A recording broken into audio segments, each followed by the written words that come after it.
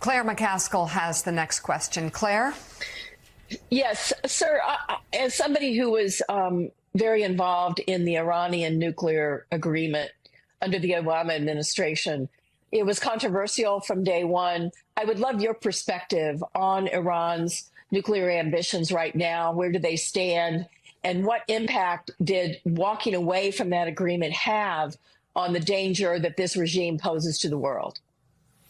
Well, as I mentioned earlier, the biggest issue that you have dealing with this kind of regimes is a little bit like it's not the gun but the finger on the trigger, which is the ultimate threat. Can you even trust this regime? Does any kind of agreement actually give you the sense of security that they will abide by it?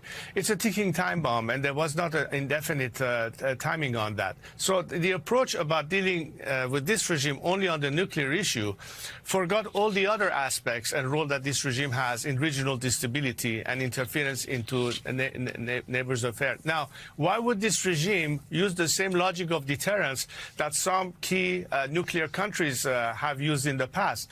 I don't think that people lose sleep at night knowing that France is a nuclear country. It's a democracy. The problem is when you have dictatorships, a totalitarian system that are potentially could be armed with such technology.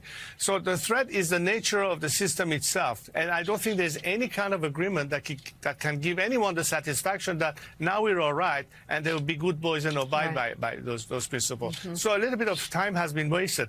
The best trust, and I think this is something that the Israelis understand, the Saudis understand, our immediate region understand, that the regime itself is the threat. Once the regime disappears, every aspect that has been threatening the region with instability, whether it is the support for the proxies that the regime has, fomenting terrorism, the nuclear threat, all of this disappears at once. And that the difference will be a nation that is now committed to regional stability and cooperation and togetherness, as opposed to a regime that is doing the exact opposite.